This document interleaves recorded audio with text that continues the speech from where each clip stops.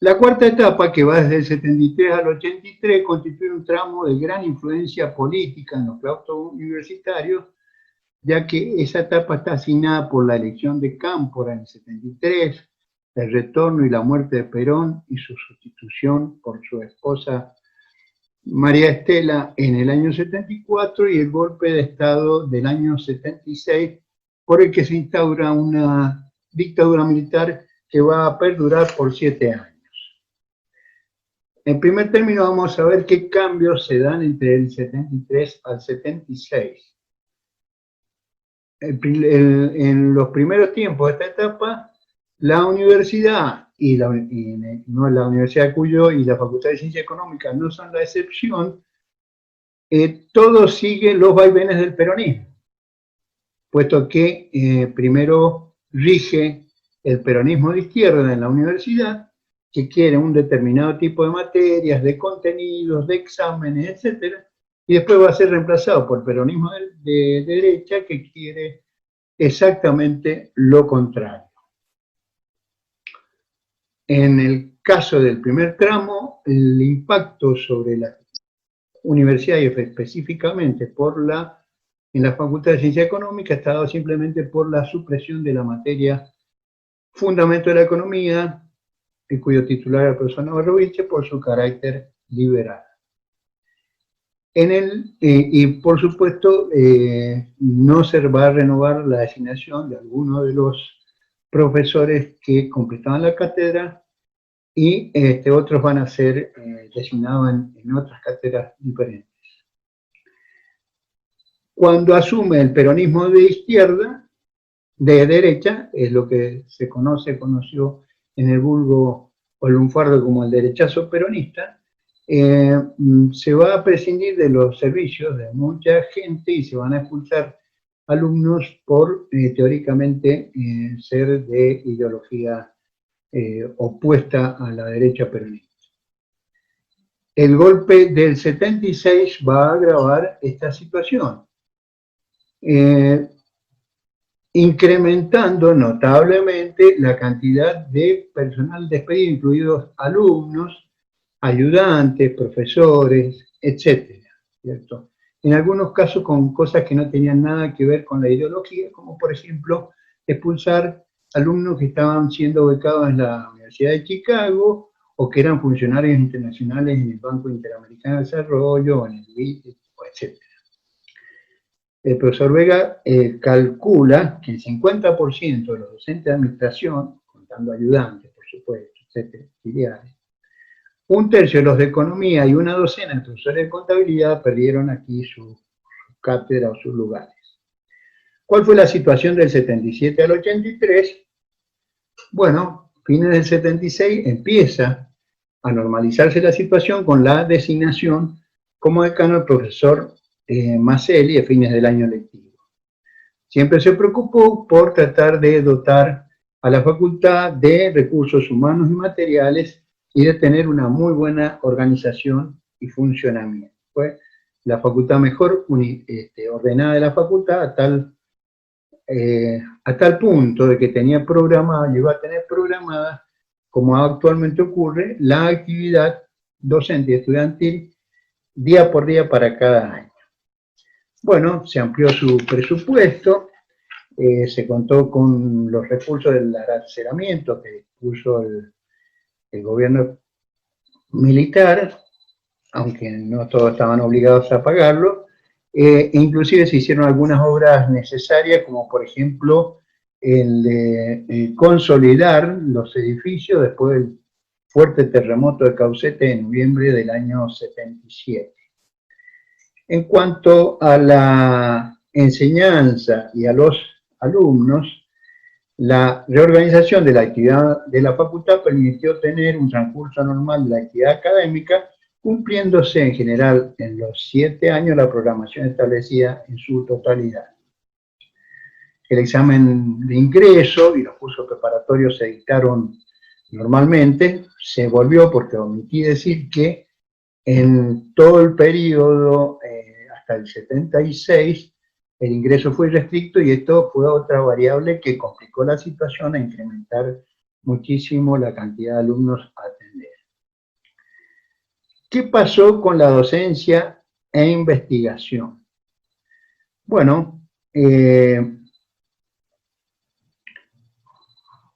dado que se amplió el número de docentes y su dedicación lo máximo posible, entonces tenemos que fue posible desdoblar algunas materias en turno mañana y tarde.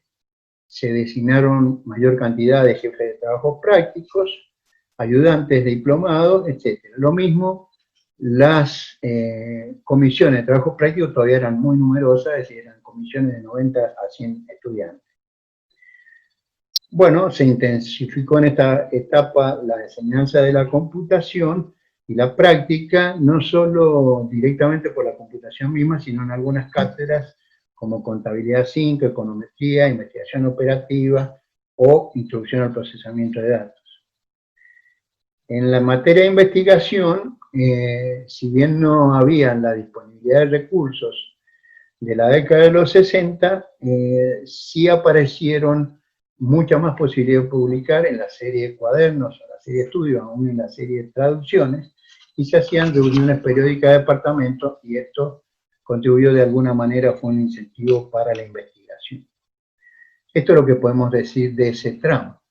Entonces llegamos hacia el 83, con la vuelta de la democracia, con el doctor Alfonsín, a la conducción del país, el 10 de diciembre de 1983, con quien se inicia un nuevo proceso en la educación argentina, en primer lugar, con un decreto ratificado por ley por el que se intervienen todas las facultades, volviendo toda la situación a junio del 76, fecha de quiebre institucional dado por la llamada Revolución Argentina. Entonces se restablecen los estatutos universitarios de esa época, por lo tanto, todos los profesores que habían ganado concursos después del 66 se los va a considerar interinos. Bien, entonces, ¿cuáles eran los principales desafíos de la normalización que quedó a cargo del rector Isidoro Busquet, en el caso de Ciencia Económica del decano Juan Argentino Vega? Los dos principales desafíos eran organizar el gobierno tripartito, típico de la reforma, de profesores, estudiantes y egresados, y un régimen de concursos docentes abierto e imparcial que garantizara tener los mejores profesores.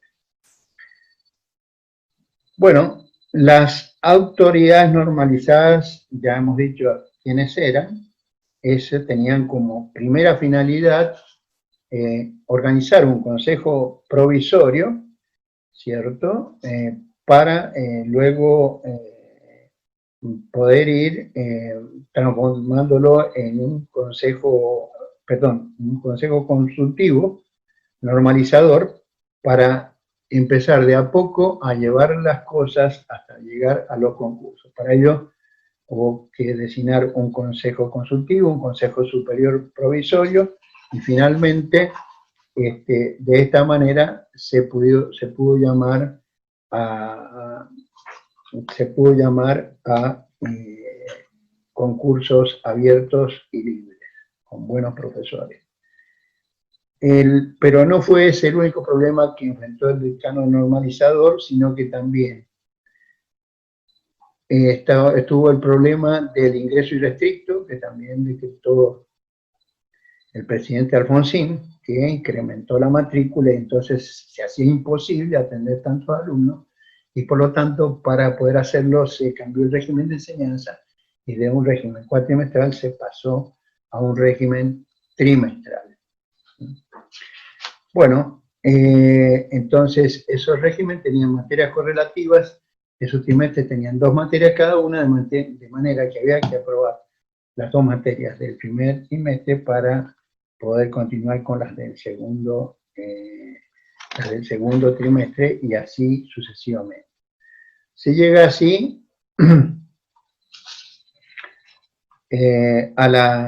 antes de llegar a las autoridades normalizadas, tenemos que se comienzan a realizar los concursos para asignar profesores efectivos. Fíjense que en la primera designación son 154 concursos efectivos de titulares asociados y adjuntos, de los cuales se van a designar 110, y que van a corresponder a esos 110, 10 a San Rafael. Es algo que era totalmente inédito en la facultad. Bueno, se decide hacer, para llamar a estos concursos, primero se ha decidido reorganizar las carreras y un nuevo plan de estudios que para cubrirlas se va a llamar estos concursos, justamente. Bien, entonces, ese nuevo plan de estudios no vamos a hablar porque recién va a tener, recién sus egresados de la primera camada va a ser en el 89, por lo tanto, lo que se pretende del trabajo, que es ver qué frutos dieron los egresados de la facultad hasta el año 89, no influye mayormente este aspecto. Bueno, pero de todas maneras, este gobierno normalizador cumplió plenamente sus fines. Entonces, ¿qué conclusiones podemos decir sobre las carreras de ciencia económica y su egresado en este lapso? Para eso habría que hacer en primer término dos reflexiones, una respecto a que no todos los tramos fueron iguales, porque indudablemente los tramos que hubo ingreso irrestricto o que hubo gran inestabilidad de los docentes, fueron tramos donde el nivel bajó, el nivel educativo bajó. Y tenemos por otro lado la parte metodológica. ¿Qué se hizo metodológicamente? En el caso de los contadores, se acudió al Consejo Profesional de Ciencia Económica para conocer cuántos egresados de la Facultad de Ciencias Económicas del periodo considerado, de cada uno de los periodos que estamos considerando, se inscribió en el Consejo Profesional. Y se llegó a la conclusión que un 89% lo había hecho. De esta manera, la conclusión que podemos arribar, aunque no sea esté plenamente acreditada, indudablemente si uno se matricula, es básicamente para ejercer, aunque sea parcialmente, la profesión de manera independiente. ¿Qué pasó con otros contadores? Lo mismo que con los licenciados en Economía y Administración. Para esto la metodología adoptada fue la de realizar entrevistas a testigos notables, digamos, ya fueran profesores que habían estado muchos años y muy atentos al dictado de las clases, como egresados que conocían a muchos de los graduados. De esta forma se llegó prácticamente, en el caso de los economistas, a conocer el 100% del destino de sus egresados. Bien, podemos decir que las tres profesiones colaboraron en la revolución administrativa de Chandler, ¿cierto? Que en Estados Unidos se dio previamente, ¿cierto? Y en Argentina tuvo un proceso más lento, que se intensificó con la bancarización de las operaciones y particularmente con la aparición de supermercados e hipermercados, distribuidores masivos de la producción, en ambos ámbitos. La labor de los contadores, tanto en la organización del sistema como en el control, ha sido muy trascendente. En parte ello explica la gran cantidad de contadores dedicados a la profesión independiente, pero también como ejecutivos, contables, administrativos tuvieron una actuación importante. Y lo mismo los especialistas en costos. Bueno, quizá por esa aparición de la revolución administrativa se multiplicaron en Mendoza las facultades de ciencia económica, y aquí un rol muy importante, particularmente de los economistas y administradores, también de los contadores, como provisores, los egresados de ciencia económica, o los mismos profesores de la Facultad de Ciencia Económica, como profesores de las nuevas facultades de ciencias económicas. Bueno, también ha habido una actividad destacada de economistas como funcionarios internacionales, y particularmente en muchos casos han habido empresarios destacados, no vamos a decir los nombres, pero han habido muchos empresarios que se han desplegado al ramo textil, electrodoméstico, etcétera, y inclusive hay muchos egresados que han trascendido en la faz política a tal punto que de este tramo hay 2 egresados de Ciencia Económica que fueron gobernadores de la provincia, que es el caso de Rodolfo Gabrieli y de Celso Jaque. Bueno, esto sería todo.